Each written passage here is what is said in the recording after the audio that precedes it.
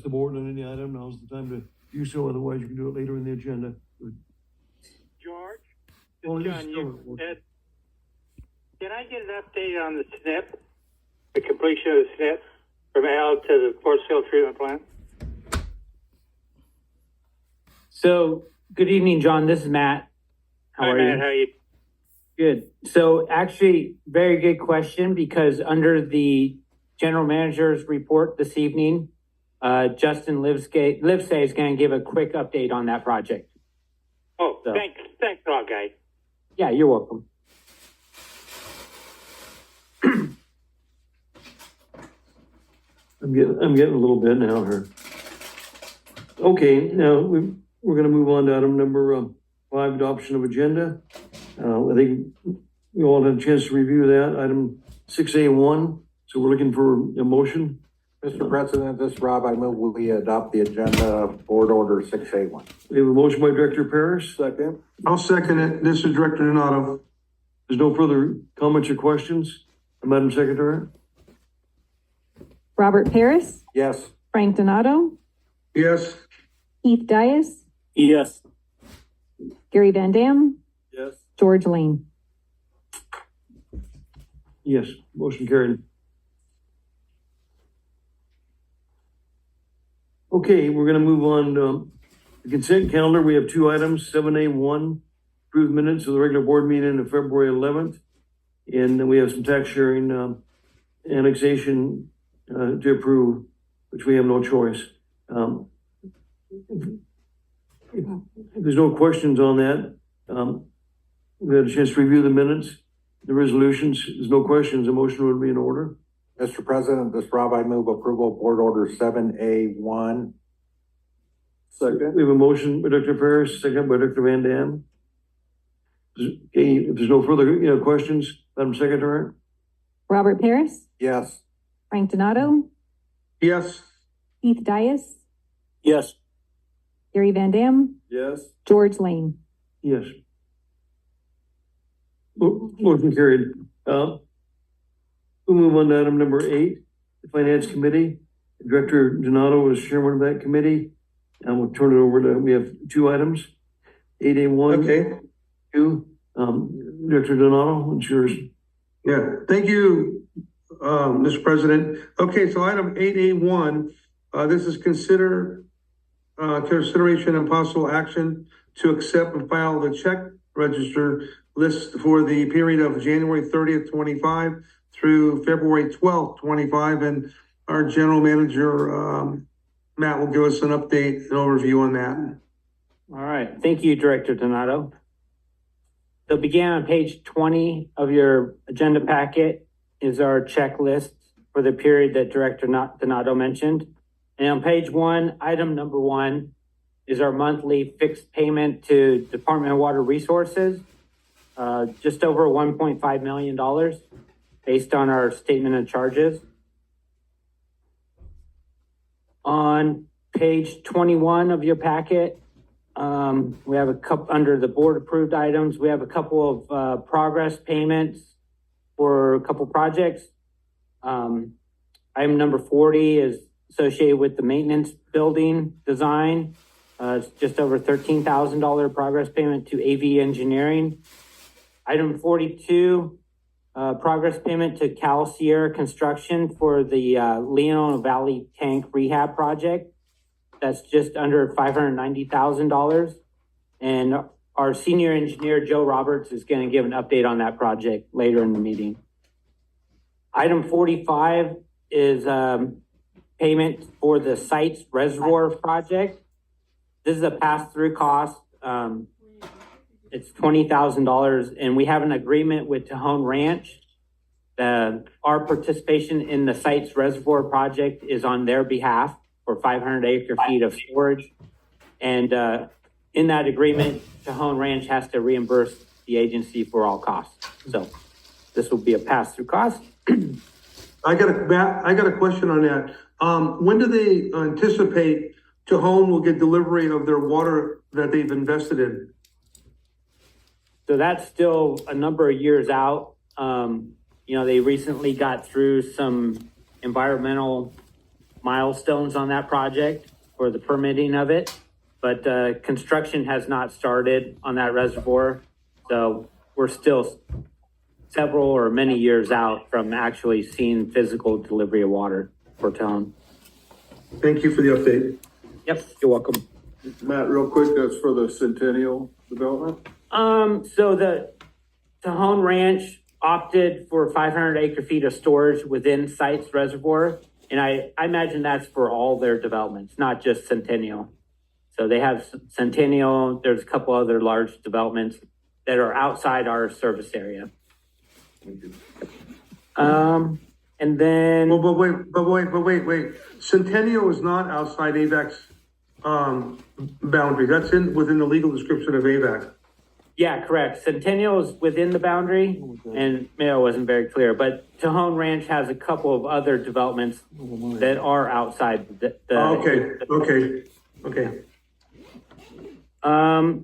Then if you move on to page 25, we have a couple of progress payments associated with the High Desert Water Bank project for our consulting team, as well as the Bakersfield Well and Pump, who is drilling the next set of wells on that project. And attached to the checklist is our monthly written report on the High Desert Water Bank. So it goes into great detail, provides some pictures and status of that project as a whole. So we went through this list in detail with the Finance Committee last Thursday, but if there's any questions on items that I did not point out, staff is happy to answer those questions. One question, Matt, on that Bakersfield well and pump, did we approve that last well that we were working on with them? So the board recently approved a change order where we added 2 additional wells to their contract. So they were under contract for 8, and we added 2 wells. So, Okay. yeah. And so they've just recently got started on those 2 additional wells. Okay. So I think the contract term, they have to be completed by May timeframe. July, that's right. It was May, but with the 2 additional wells, it got extended to July. So is everything paid for except for those 2 wells? Not quite. Not quite. They haven't completely finished the first date. Okay. So they're almost done with the first date. So this progress payment you see on this checklist for the 1.5 million, Yeah, that goes towards the original 8 wells. okay. Yeah. Then that clears those up. Pretty close.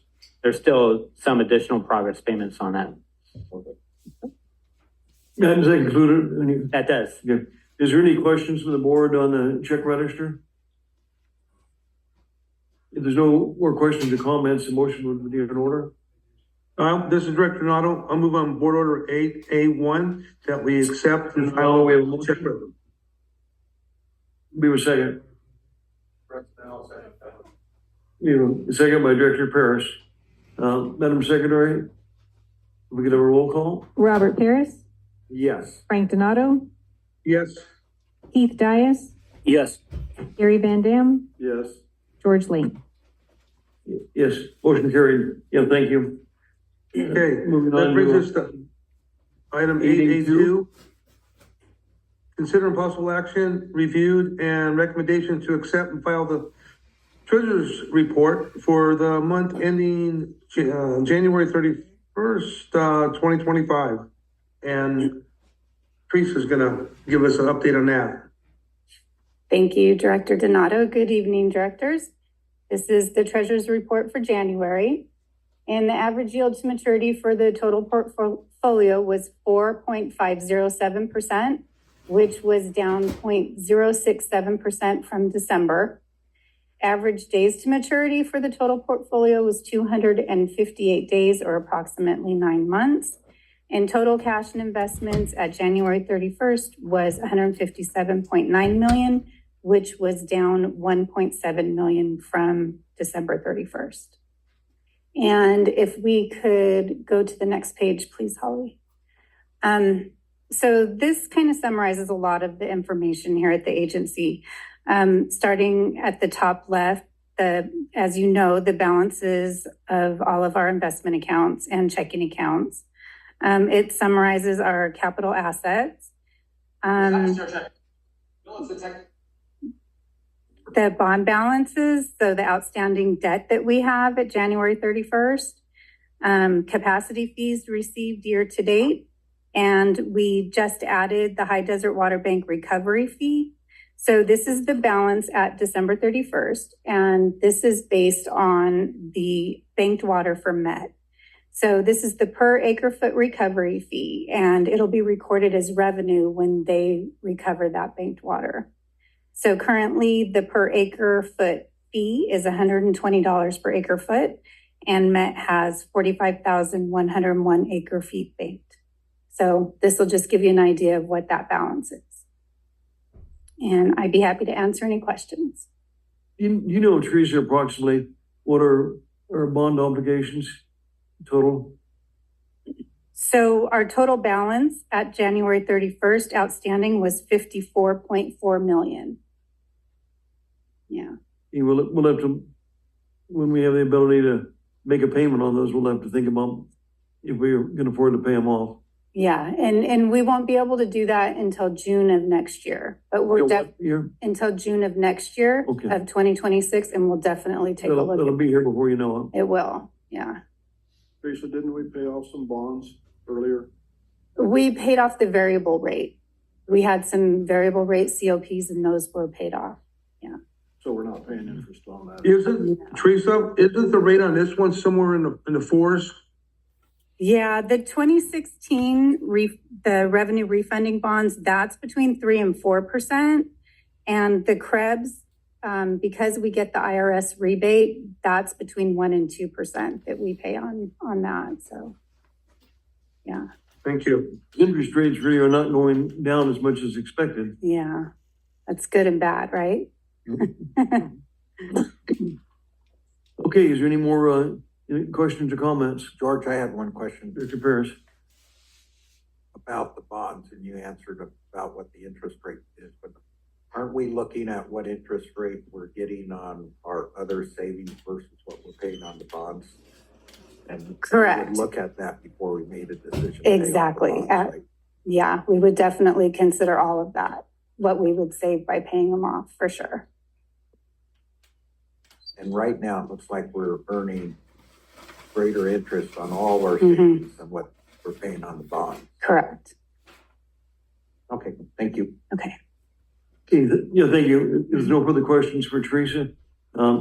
Motion to approve. In order, Mr. Director Donato, move on 8A2. motion by Director Donato, Second, second by Director Van Dam. If there's nothing further from the board, Madam Secretary? Robert Paris, Yes, Frank Donato, Yes. Keith Dias, Yes. Gary Van Dam, yes. George Lane. Yes, motion carried. Yeah, thank you much.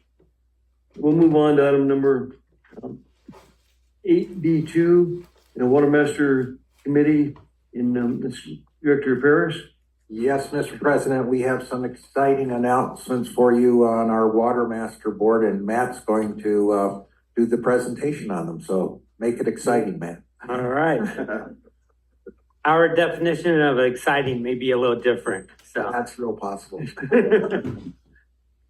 So in your packet on page 60 is a brief staff report highlighting what's being considered on the Water Master agenda. And on page 63 is the actual Water Master agenda for tomorrow's board meeting. So I'll hit the highlights. I'll first talk about some of the applications that are going to be considered.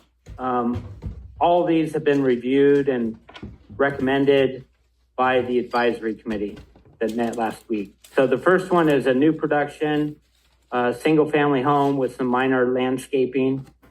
They're requesting 1.5 acre feet per year. That was recommended to be approved. Next one is a new point of extraction application for Gene Wheeler Farms. They are an Exhibit 4 party, and they've been doing historically have been doing some agriculture work here in the valley, and This would be a new point of extraction to pump some of their rights that they have. It's for agricultural use. And the new location is located at Avenue G12 and 87th Street East. It's the old Derrick Farm on the east side. Also recommended to be approved by the advisory committee. There are a few transfers. All the transfers, all three of these is going to RTS Orchard. First one is from Richard Selleck for 75 acre feet, one-time transfer of carryover water. Steve Selleck, also 75 acre feet, one-time carryover water. And I don't know how you pronounce that. Gorindo Resourceful LLC, 629 acre feet, one-time carryover water. So again, these were all recommended to be approved by the committee. And any questions on any of the applications so far? No? All right, hearing none, we got a couple more. There's a new non-production well application for the U.S. Air Force Plant 42. They have 2 monitoring wells where they're going to pump less than 0.25 acre feet per year just to capture some or collect some data from those monitoring wells and monitor some of their groundwater cleanup efforts that are going on at Plant 42. So if they're putting in 2 new monitoring wells because the depth, is there any concern about what's happening in that area? I know that's the central basin, right? So we have some areas of concern there. So does that show that the water table's falling? Well, they're monitoring for water quality, not level. No, I understand that, but we should have no concern about. Yeah, I mean, they're the level. pumping minimal amount of water just to collect a sample.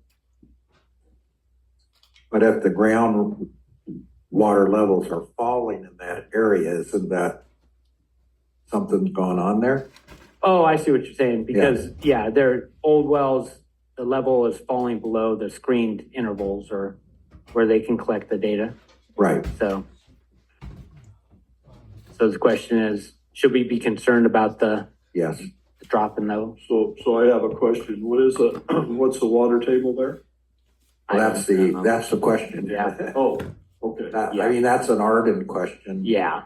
Julie, do you know what? I might be able to help you a little bit, Great. because we're just down the road. Or That- honorary water. That's, engineer. yes, Yeah. that puzzles me a little bit because our wells are all coming up. Okay.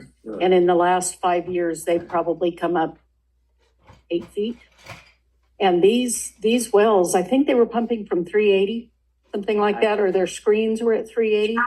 We're pumping from like 340 and no issues whatsoever. But the standing water level is about 320. So I don't understand what's going on over there other than maybe a contour issue. I don't know. But ours are coming up all across the board. for Yeah, I us. think so, because there's a lot less pumping in that area. Absolutely. Gary, you have some land and. Well, that's good news, Julie, to hear they're coming up a little bit. It is. Yeah. So, I'm with Julie. Oh. Somebody- Was there a call? No, I think it's just background noise. Yeah. Yeah, so I agree with Julie on that. We have some wells, not too far from there. And, Julie, you said everything's up about 8 feet? Minimum over the last, Over the last, I'd say okay. 6 years. Yeah, I've got some little, houses, domestic wells, and our standing water is standing at about, 130 feet on domestic, out on the east side. So, Okay. are you above the blue clay then? So you guys are pumping above the, okay. Okay.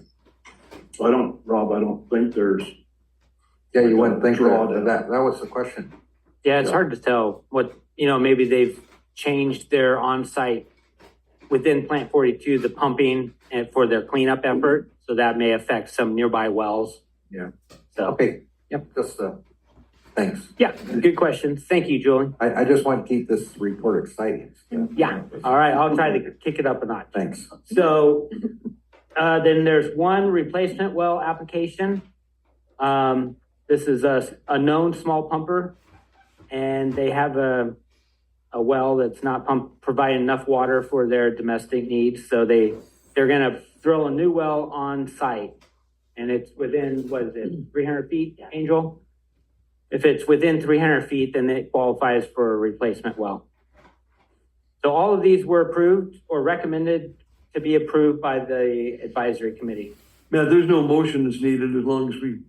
Everybody concurs. Is that Yeah, correct? yeah. This is the opportunity Informational. to give Director Paris some direction tomorrow. Okay. So I had one question on that new application on that small well. Are they gonna abandon the existing well? Or are they gonna keep the one going? Angel's gonna come up and help out with. When it has transfer applications in for investment only when they're temporary, does that, I'm not sure, how does that make sense? That means that no point of recovery has been identified. They haven't identified a location where they're gonna pump that water. Yeah. So it's just kind of a paper transfer. Right, and we've been doing those transfers that way.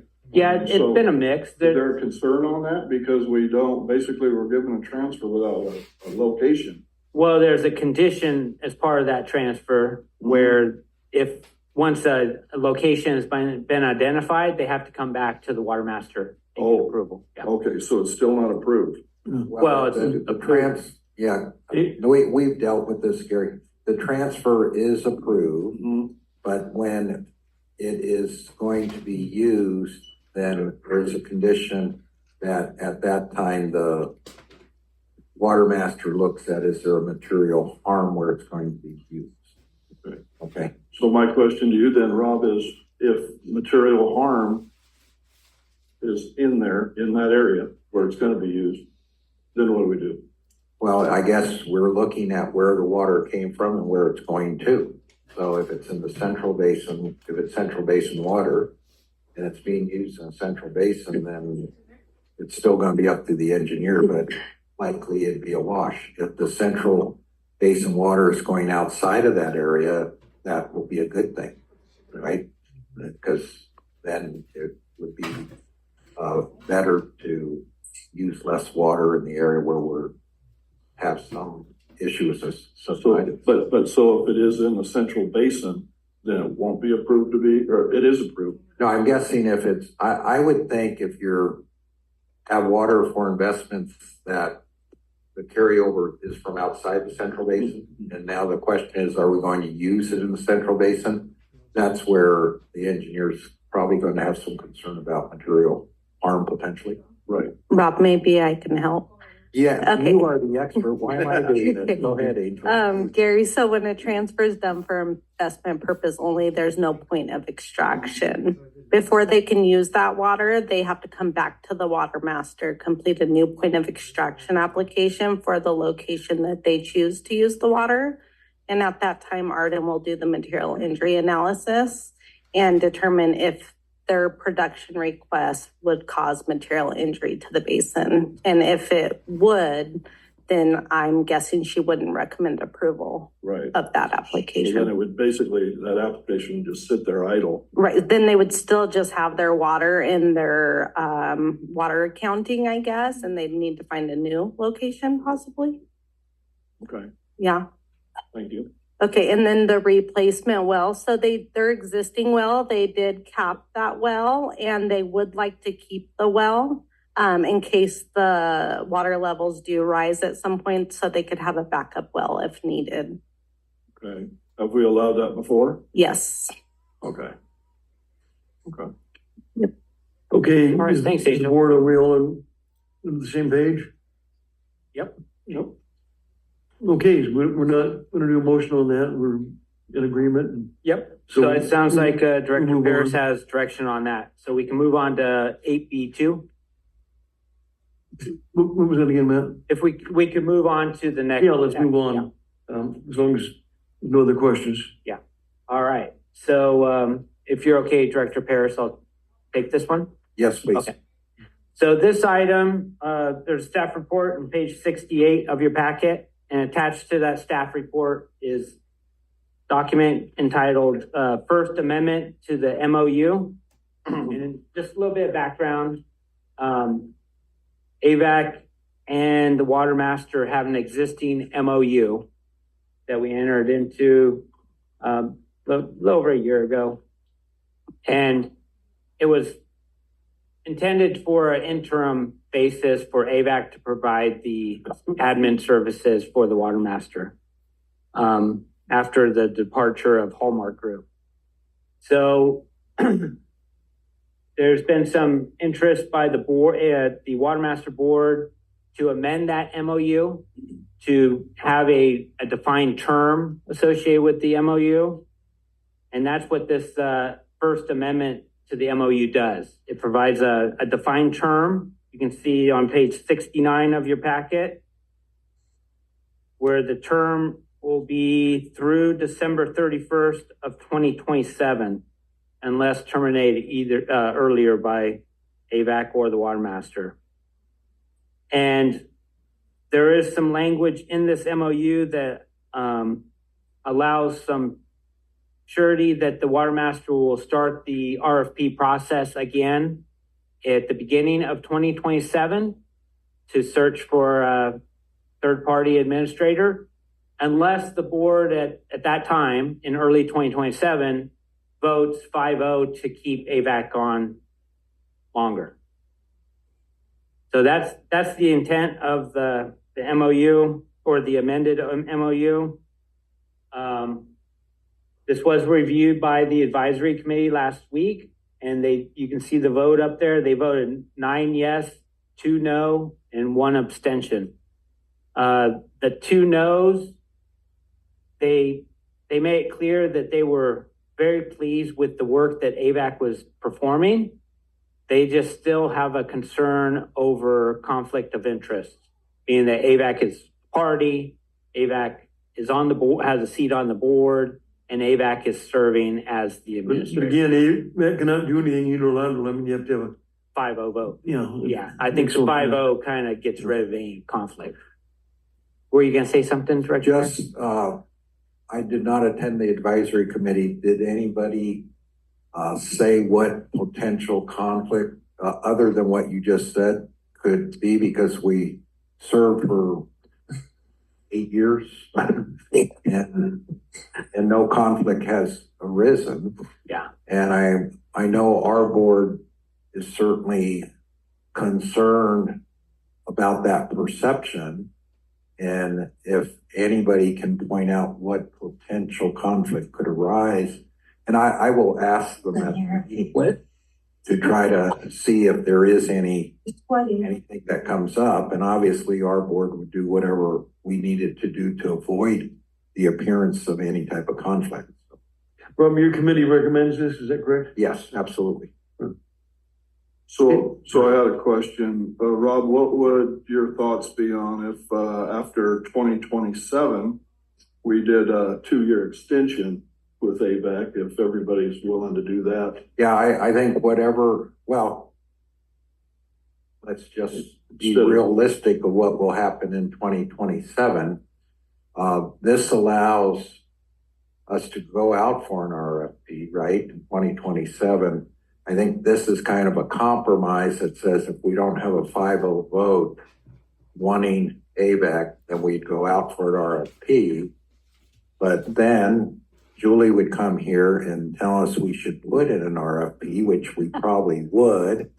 And then the fight, I won't say fight, then the disagreement might be, is anybody else going to put in an RFP? With our past history, that would probably be unlikely, but possible. And then Julie would come to the Water Master Board and our board and ask us to stay on. And if this board said, vote for AVAC to stay on, now we can't get a 5-0 vote ever for us to leave. So I'd like to thank Julie Kyle for all her hard work on getting this through. And God bless the farmers, huh? It's not through yet. Well, just about, and thank you, I Rob. hope so. For, Rob, can I? You can do whatever, I- well, I'll ask the president, but at I Watermaster just want to Board, you give can you do a whatever little you bit of want. information. So on the no vote, on one of the two no votes, that was Stan Powell. And he voted no because he felt like he needed clarifications on the conflict of interest. And when he was pushed on that, he said, well, you know, there's an issue when they go to closed session that the Avek staff is in there, which is, I can't wrap my mind around it because we've done this for 8 years and there has never been a time that Avek was even remotely questioned about this. So I have a hard time with that.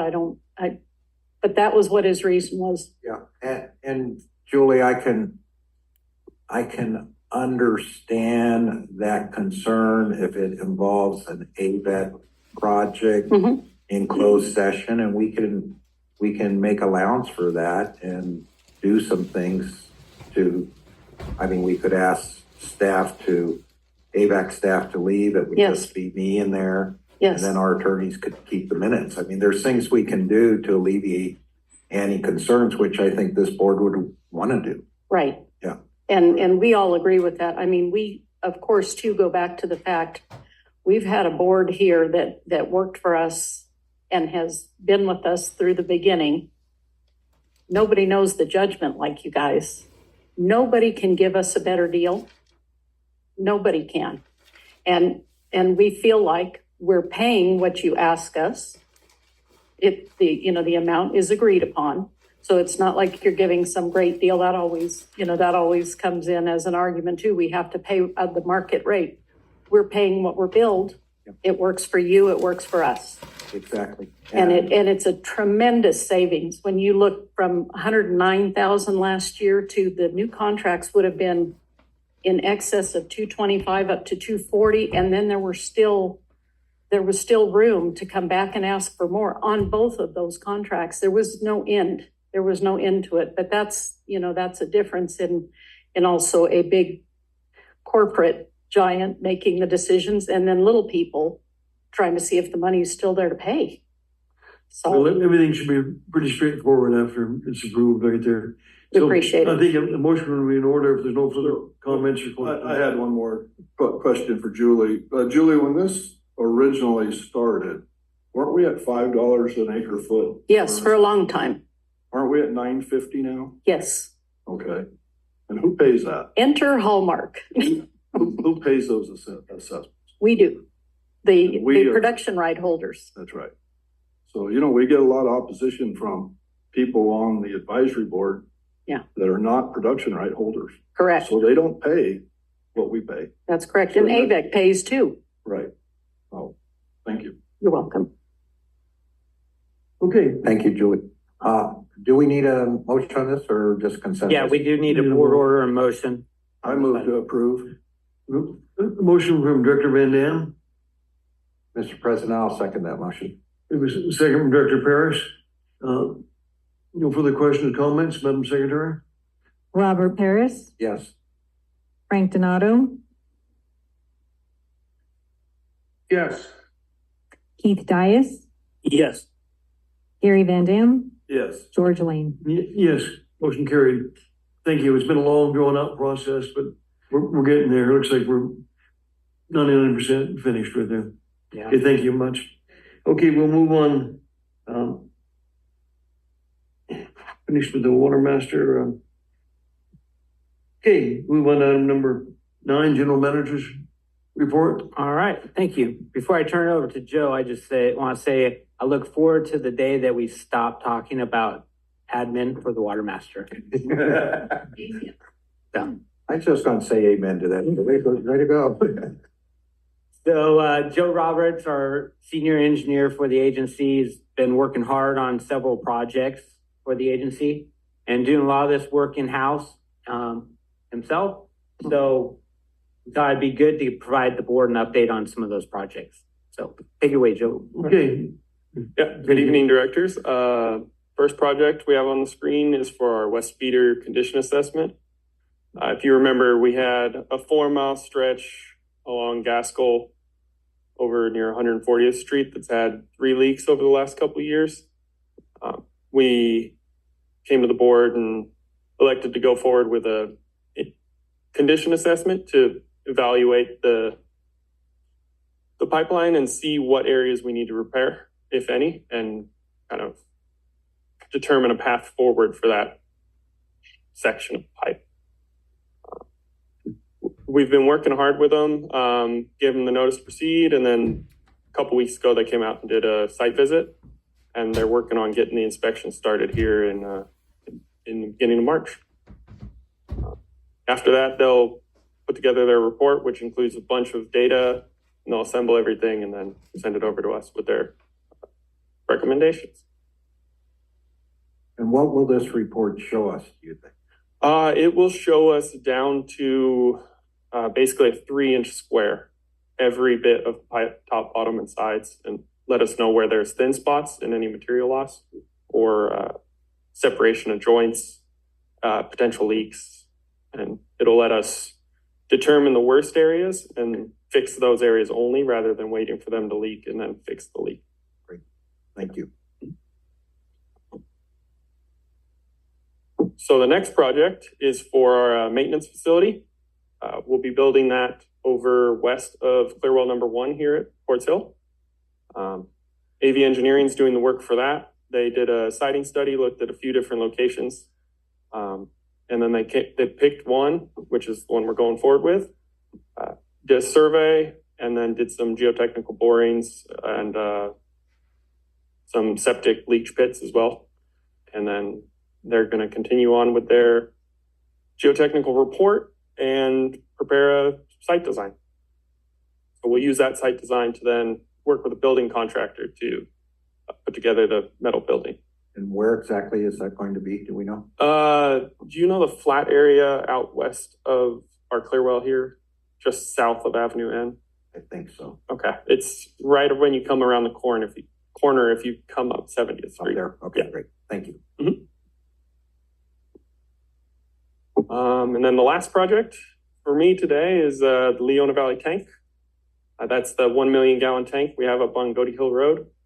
And what we're doing there is a complete stripping all old coating from the inside. We looked at the structural condition of it, and then they're going to work on recoating the inside with new epoxy. And then they'll also, after they finish that up, they'll work on painting the outside as well. So far, they've built the temporary water system, got all that old coal tar out, and tomorrow they should be done blasting everything. And then it's just painting and we can get the tank back in service. Are we on schedule on that project? Currently we are. We're set to finish by, I think, first week of April. I don't remember the exact date. Yeah, they're working hard on that. We have a couple photos for this one, just so you can visualize it. Those 3 tanks there are the temporary storage tanks. That's the first thing they did was set that up, and then they were able to get inside. This is a photo of the inside with all the old coating in place. It's black, just that coal tar. And then after that was there, they went through, took the coal tar off the floor and did an ultrasonic thickness test on the floor plate. And that was done on a 1-foot grid pattern. So we really didn't have any bad spots. There was a few areas where it was a tiny bit of loss, but it was within the allowable threshold. So there's no visible leaks or any concern there. It was something like 7,200 tests that they had to take. It took them quite a while. And then they went to blasting the roof and the walls.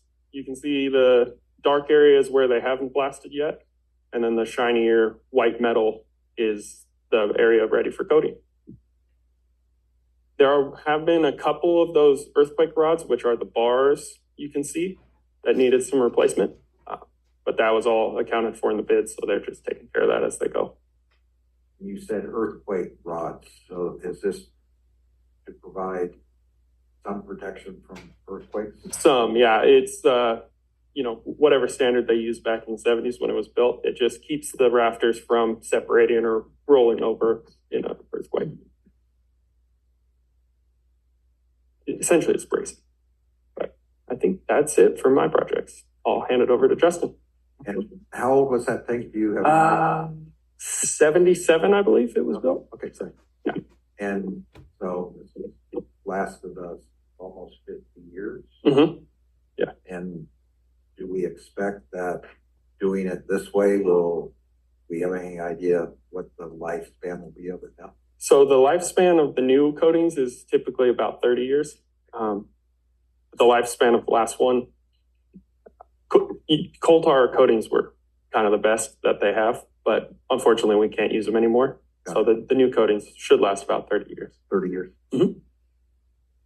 George, we probably won't have to worry about it again. We probably won't have to worry about it again. Okay, well, do you have anything further? No, that's it. Okay. Thanks, Joe. Thank you. Good job. Okay. Good report. Good job, Joe. Joe and I just thought we'd tag team this. I'm going to cover a couple of projects here now just to close this out. Joe's doing an excellent job on those projects, managing the contractors and out there in the field inspecting work and just doing a great job for us. So I'm going to touch on SNP phase 2. So there was a very appropriate question at the beginning of the board meeting. Good foresight there. So we are moving forward with SNP phase 2 pipeline and pump station projects. We've had some starts and stops over the years on this, but we're actively progressing the design of this project. You'll recall there's about $6 million that we received in Prop 1 grant funding for this. So that's been taking care of the majority of the costs to date. So Kennedy Jenks is working on this. This is just as a reminder for anybody who may have forgotten since last time we talked about it, 6.5 miles of 48-inch pipeline that's going to come from our existing pump station that was constructed at 80th Street West and Avenue H. That line is going to come up 80th, jog east to 70th Street West on Avenue K, and then continue up 70th all the way up here until it interconnects with our Quartz Hill Water Treatment Plant distribution system around 70th Street West and Avenue M8.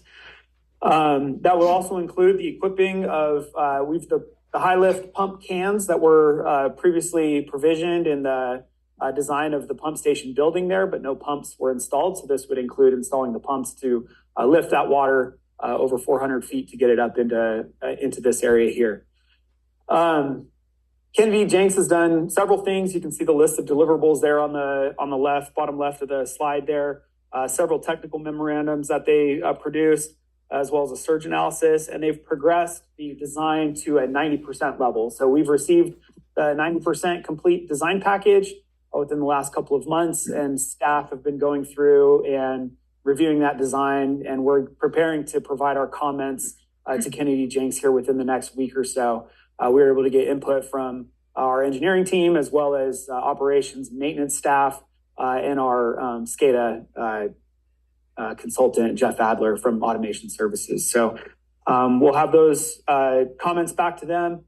There'll be a design review meeting that we'll hold with them where we can go through comments and answer any questions or clarify things for Kennedy Jenks that might be necessary. And then they'll progress that on to the final design, which will ultimately be ready to place out to bid.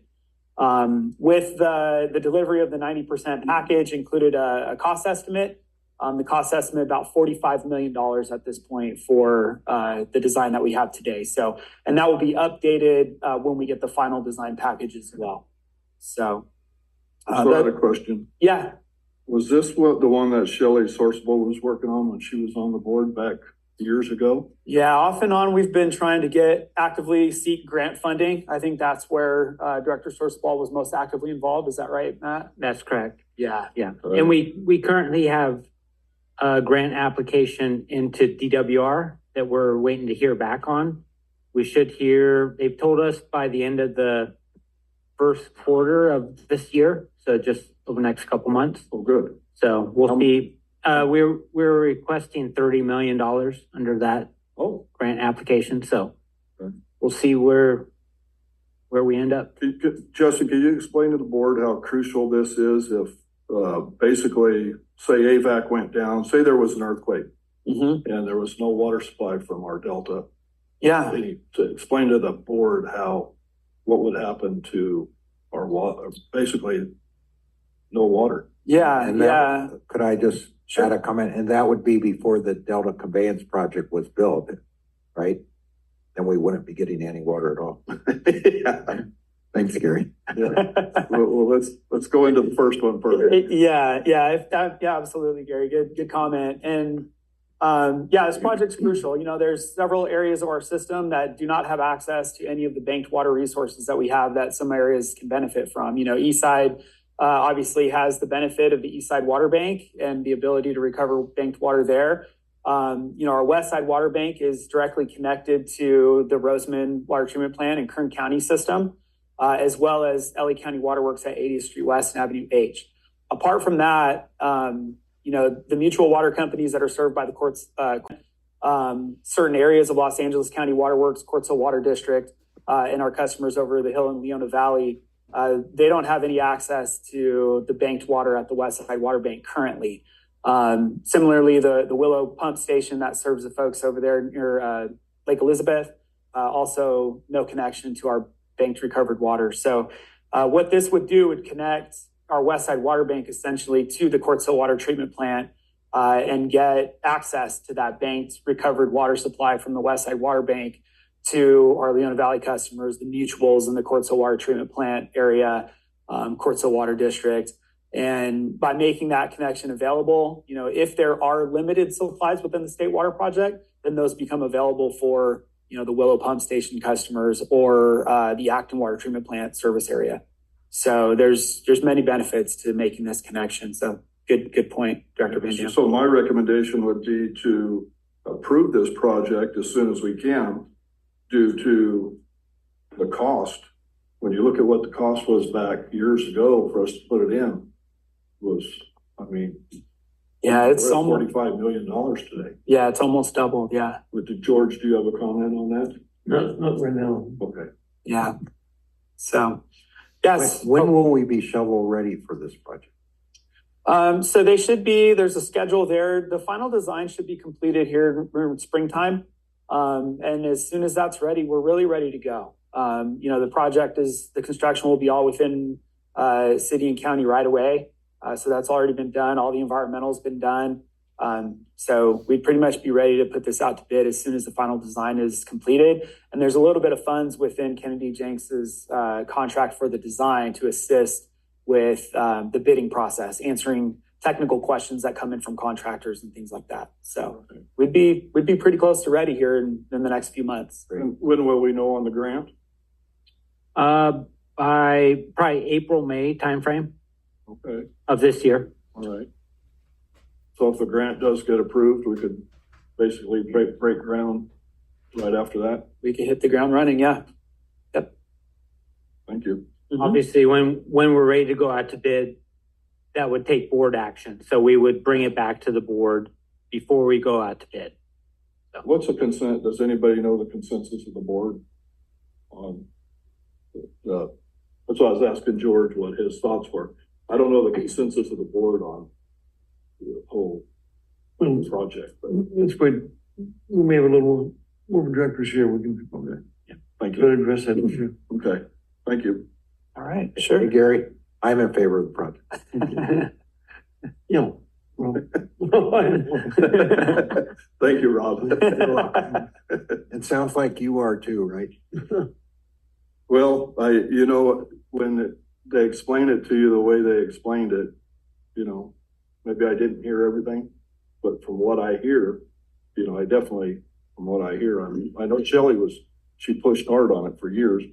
You know, the other thing is if we can get the grant, you know, then that would be beneficial to us too, so. Absolutely. But all of our customers, they need to be aware we're a supplemental water supplier. Yeah. We're not a primary supplier. Yep. And, you know, that used to be, the customers all used to know that. And I think we've gone away from that in recent years or recent decades. Yeah. Well, and that's a comment also I'd like to make is we had that meeting on the Delta, you know, conveyance pipeline. And room was packed. There was a lot of great comments. What's the comments on this? We haven't really heard, from the public water suppliers. Yeah, I know that the customers, our largest customers, Quartz Hill Water District and LA County Waterworks are extremely supportive of this project. Are they? So we do know that. Yes. I think as it gets closer, we maybe have them here so they can be on board. Yeah. With it. Absolutely. And I think based on John Ukestad's comment at the beginning of the meeting, I would guess that he's in favor. Right. 100%. Is that right, John? Yeah. You're right. And not only that, Justin, I want to bring something up to you. Then, in fact, LA County over in Ritter Ranch and in Anaverdy and parts of Quartz Hill Water District, they need this to go through. It's my understanding that if they haven't okayed it, City of Palmdale's gone ahead and we're looking at approving 657 homes out at the Ritter Ranch project. So that water can be moved from your West Valley bank, once that's completed, down H and go on into not only the mutuals but Quartz Hill, also go into Anaverdy and into the Ritter Ranch project. It's very important. Yeah. Okay, let's continue on. All right. Sounds good. Just one last project here. So this is the SCADA, we call it HMI. HMI stands for Human Machine Interface, but the SCADA system replacement project. If you recall, we selected Ignition as our SCADA software. This was a multi-step process to select the SCADA system and then select the appropriate or best fit integrator. So we selected APCO as the integrator for this project. And of course, we have Jeff Adler with Automation Services, who's serving as Avek's owner's representative, essentially an extension of staff, being our SCADA consultant for, 30 years or so. So this would be this first task that they're working on is design and implementation of the new SCADA system at the Eastside Water Treatment Plant, Eastside Water Bank, and the Acton Water Treatment Plant to replace our legacy SCADA system that we have that'll soon be unsupported, essentially. Project is going extremely well. They're in various levels of design and template building and standard development on the project. They're doing an excellent job. They're moving along very fast. The deliverables there in the bottom left, it shows a percentage completed of the various aspects of the project. That's just based on billing. My gut tells me that they're further along than what their billing shows, which is a good indication that we may come in under budget on this. We'll have to wait and see when they get closer to the end, but it's feeling good right now. We've got weekly technical meetings with them and monthly update meetings, which operations team is invited to attend those and get feedback and updates on where they're at in the development of this process. Our operations team, including some of our plant superintendents, have had an opportunity to review some of the screen layouts that they're developing for this. It's going to look a lot different from their current SCADA system. So we want to make sure that they're going to be comfortable with it and have an opportunity to provide feedback and try to get buy-in from those operators that are going to be using this in the future. And that's all gone really well. Operations has been extremely receptive to what's been done here. So we're looking good. They're getting close to the implementation portion where they'll come on site. They did a site visit a few weeks ago and got kind of boots on the ground, some familiarity with the sites that they'll be working at. So we're getting pretty close to the procurement portion where Avek is going to take the lead on purchasing certain devices for the SCADA system. So we're going to need to buy some computers, some monitors, some relatively minor items for this. But we're also getting close to purchasing our licensing for the Ignition software itself. So that's going to be about $63,000. So you'll be seeing that invoice coming across via the checklist in the coming months. And we're going to purchase that through APCO. We're going to get a bit of a discount because they get a discount from the suppliers. They do so much work for them. So we're going to take advantage of that. We'll save about 8 or 10% on what it would cost if we purchased it directly. So that's good. So yeah, everything is going really well. They've got their screen set up for development. They've got remote read-only access to real-time plant data that really helps them develop those screens remotely, which will save time ultimately when they come out here in the field and roll this out. So yeah, I think that's about it on that. We're really excited about this project. It's going on really well. I think APCO was definitely the right choice for us. So Yeah, that's what I was just gonna ask you. You're happy with the vendor and how it's turning out, and yeah, they're working well with our group? they're doing great. Yeah, Super, thanks. absolutely. So that Is wraps there up anything this portion. further? That's All all. right, thanks, Justin. You know, any questions from anyone? Okay, thank you. All right, thank you. Justin, much more exciting than the water master report, so thank you. It depends on who you ask. Yeah, that was a slam. All right, I've got 2 slides. This one's exciting. Check this out. We got notice today from DWR that they increased our 2025 allocation from 20% to 35%. So that's a pretty good bump. I was guessing probably 30%, so exceeded my expectations. That 35% gives us lower 50,000 acre feet of table A. That's in addition to the roughly 25,000 acre feet we started in carryover in San Luis in 2025 in January. So we have plenty of water This will supply. more than take care of our needs then for next year without Yeah, this is, tapping our groundwater, we're in good the shape. water bank. It's gonna meet all our demands this year. Will set us up well for 2026 with some carryover water going into next year. Great. And we'll probably still have a little surplus because there could be another bump. Can I ask which director said 35%? That is Director Dias. Well, So Keith. if it holds true, then he's the winner 2 years in a row. Oh my Thank you for God. the question, Rob. You're welcome. Good job, Keith. So I think DWR needs to hire Keith as a, So last year was also at 35%? no, last year was at 40, but Keith 40. guessed that. Yeah. All right. And with that bump in allocation, we do anticipate Metropolitan will want to begin banking water at the High Desert Water Bank. They've indicated to us over the last month or so that once the allocation hits 30%, they would most likely begin banking at the High Desert. So we'll see where that goes in coming weeks, but we anticipate that starting. The Ducks will be happy. Yes. Okay. And then last slide, just some upcoming meetings. We have the Water Master meeting tomorrow. AVAC is going to host host Palmdale High School. There's about 50 kids coming from their ag department to give a presentation here at AVAC, history of AVAC and the service that we provide to the Valley. And then we're going to give them a tour of the Quartz Hill Water Treatment Plant as well as the West High Water Bank.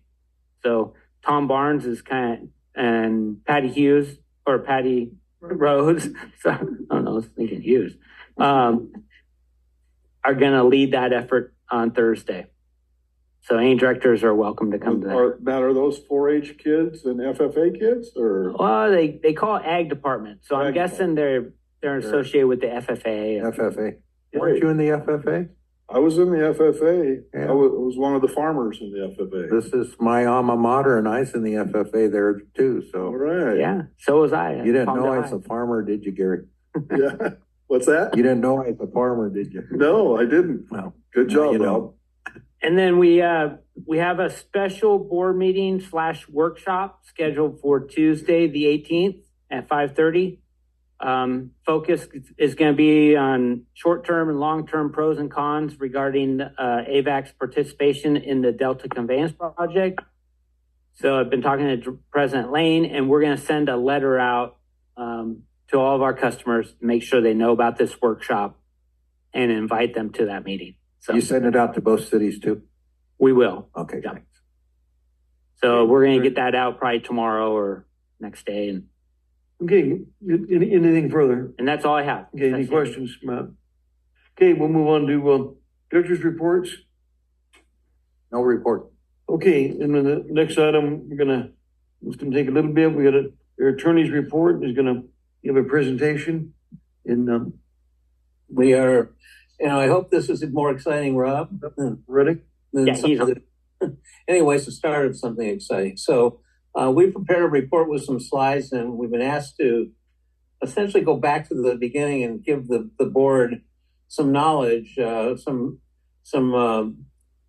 reminding you of where all the issues regarding the funding of the state water project, bonding, the relationship to Prop 13, and where the and tax rates levied by all of the state water contractors, where that all comes from. So this all started in 1960. There was an act called the California Water Resources Development Code Act that's in front of you.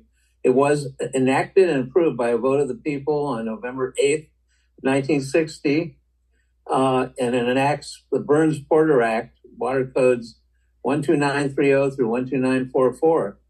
And this legislation is the basis for considering local property taxes enacted by the local agencies, such as Avek, may be done to pay for the state water project costs, including costs of servicing bonds, which are exempt from Prop 13. The purpose of the act is... You might add a little bit more, why are they exempt? Okay, yeah, I'm going to get, okay, we'll get to that probably better in the next slide, but because it took a court decision to interpret it to so say. But basically, I'll answer the question first. They're exempt because there's a section of Prop 13 which exempted any borrowings and bonds and property taxes that were enacted by the vote of the people prior to 1978 when Prop 18 went into effect. So it took an election, and the election gets tied into authorizing property taxes to serve a particular project. There is presently litigation going on. I can get to that at the tag end. Howard Jarvis's association has a litigation going on which actually questions whether that exemption or exception applies to the funding of the Delta Conveyance Project, insofar as they're trying to get bonds to fund the planning of the project. And the theory of the Jarvis people is that you have to have a revenue bond in order to be exempt, and you don't earn revenues just by planning. So the only kind of bonds that could be accepted from Prop 13 under that one section would have to be bonds that construct the project, because once it's constructed, it can start generating revenues, of course, by water sales and property taxes generated by all the state water contractors, all 29 of you. So that's the theory, but it's been, whether you can use it for planning purposes, bonds for planning purposes supported by property taxes, is now in litigation by the Jarvis people. And they supplied us some information. We read it, and they filed a brief on it. So we'll see where that goes. That's sort of tied into what you're being asked to do now. So the purpose of the act, the Burns-Porter Act, was to assist in the construction, maintenance, improvement, and reconstruction of the state water project. So it's a comprehensive thing. There's a list of all included facilities that can be fixed, maintained, repaired, replaced, and improved, so long as they continue to be part of the state water project. And the Water Code section 12936 authorizes the state issuance of bonds to finance the facilities.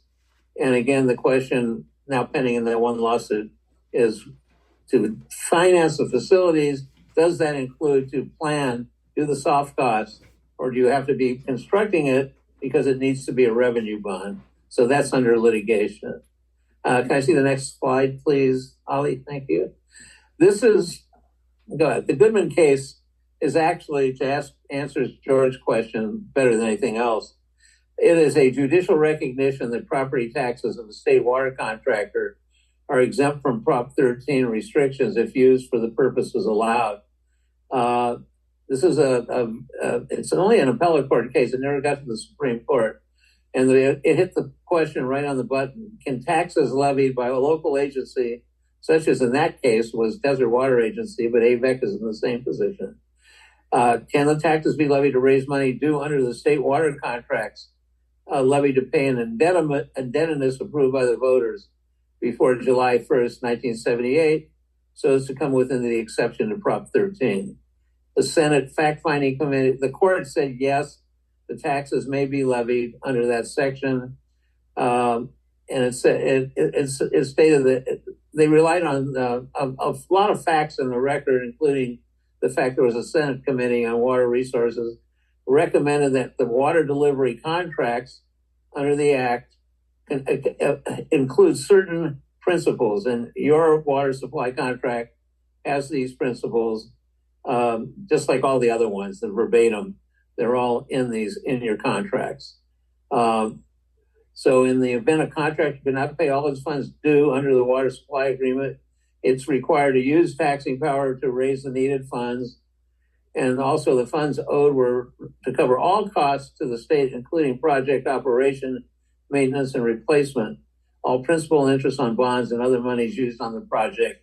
And again, I'll say, obviously, money used for planning the physical projects or improving it, like the DCP, are being questioned by Jarvis as a correct use of property tax funds raised by paid under the state water supply contract.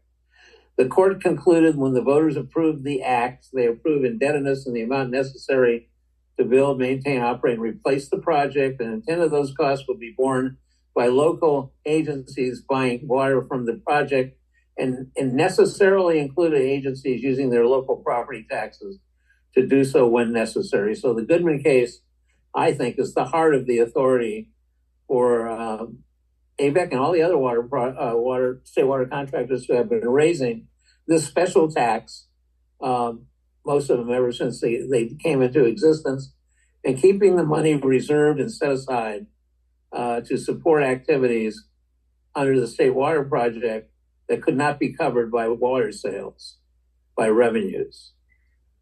Next slide, please. And just a question on that. Yes. The court comment that it allows it to build, maintain, operate, and replace the project, build a conveyance. None of that applies to that. That's a new project.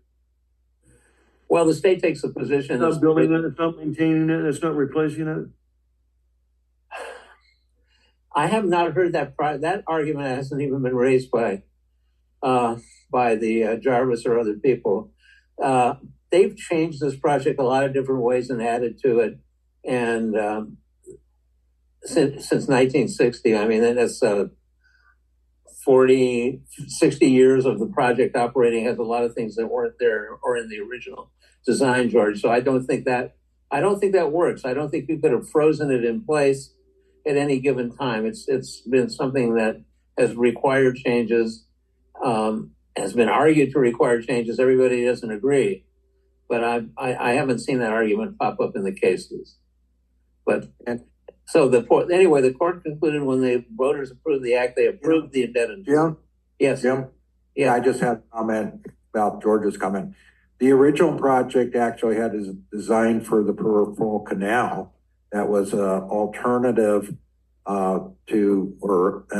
not an alternative, but an addition to our pumping station in the Delta. So, in fact, the original project did call for a different conveyance. Yes, I think the whole history of going around or getting through the Delta in different ways, each time it's happened, and none of it has worked yet, none of it's approved or built, but each time I think it passed the test of whether it could be supported by the property tax revenues. Let's go on to the next slide, please. Next slide, please, Holly. Okay, so here's what you guys have in your contract with the DWR for state project water. You pledge your revenues. A contract's entered into for the benefit of the holders and owners of all general obligation bonds issued under the Bond Act.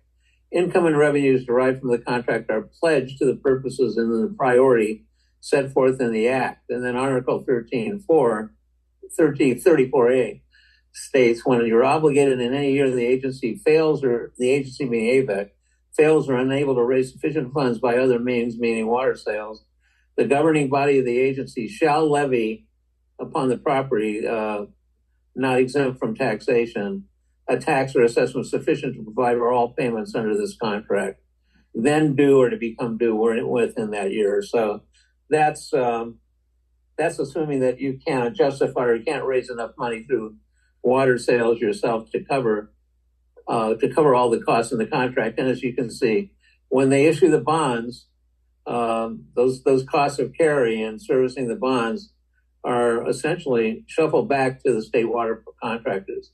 Although in this case, and we're not going to speak to this night. I'm in the workshop. We should look at what the state is offering for you if you don't participate in the planning process and pitch in with a certain amount of money, or if you do, because there are consequences later on as to what water will be made available to you and what storage capacity will be made available to you.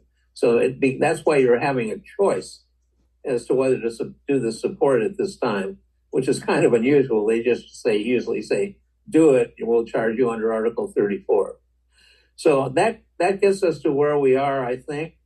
I didn't want to get into the numbers, although there are numbers available that as to what you've done. I will say in the past, as evidenced by prior presentation by Council Mike Riddell a long time ago, and instructions to the staff by Dwayne, particularly, that you have been levying the same tax rate. You haven't increased it in many, many years, but you levied it, and the water and the funds have been earmarked and kept in a separate account for uses when you have particular expenses related to the state water project. Two questions. Yes. Do you know why the state's being sued regarding these upfront costs, the $11 million and the $13 million that Avek's already paid $13 million and asked for $11 million? I understand that they're being sued regarding those amounts from all the different water contractors. And the second one, what the state can do, but the state is asking for a vote of ABAC. And what is ABAC's obligation? Well, ABAC's getting a choice, as I mentioned. What is ABAC? Let me finish, please. What is ABAC's obligation to agree to almost a $1 billion tax assessment increase on our local community? So there's two questions. Okay, well, let me add this.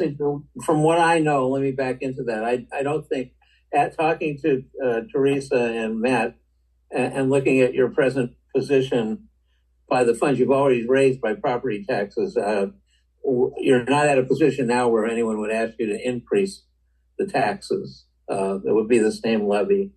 You have money on hand. You have a fixed rate that hasn't changed in many, many years. So as far as the second question is, I know there's litigation which I've mentioned, by the Jarvis people questioning whether property taxes can support revenue bonds that are only paying for planning purposes. So what's happening is the DWR is trying to raise bonds for planning purposes and have the state water contractors contribute cash in that amount for that purpose as well. That's a question for Avek to answer. You are not compelled to do that, to pay that cash. But the question is, Pete Thompson knows more about this than I do at this point, but we'll know a lot more by the time of the workshop. But there are consequences. Those who do support the state at this level and now are going to have access to water that those who don't will not have down in the future. So that's a choice that very hard to follow your answer. Okay, but I won't ask anymore. Okay, is there any, do you have more to present, or is that it? That's it. That was it. Okay, is there any questions, board members or staff? Well, that was helpful, Jim. Thank you for the presentation. Yeah, thanks, Jim. So that was information only to the board. That was, so that's all we had. There's nothing further at this point. We do have, thank you for the presentation. We do have a need to go into a closed session. So a motion to go to closed session would be in order. Mr. President, I move we go into closed session. Okay. Second. Dr. Paris, Dr. Van Dam. Okay, Madam Secretary. And that was for agenda items 13B and C. Yes, that's what I meant. Robert Paris, Yes. Frank Donato, Yes. Keith Dias, Yes. Gary Van Dam, Yes. George Lane. Yes, motion carried. We'll take Holly, 5 are minutes. those items I should be in? In closed session. Yes, Mr. Markman, what did you say? Are these items I should be in or am I fenced out? No, you're welcome to stay on the line and we'll read Okay. you over. I'll do so. Thank you. Thank you. Thanks, Jim. Hold on.